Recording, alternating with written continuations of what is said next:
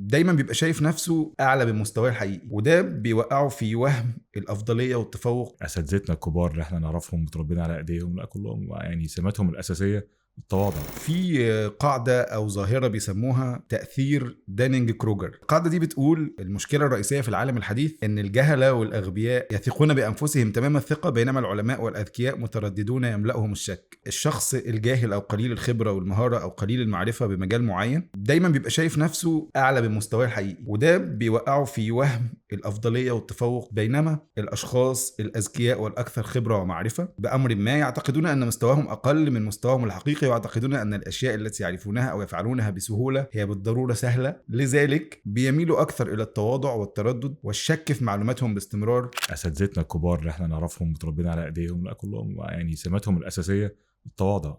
تمام. وكتير منهم يقول لك ما اعرفش، او لا انا لازم ارجع اقرا واقول لك تاني.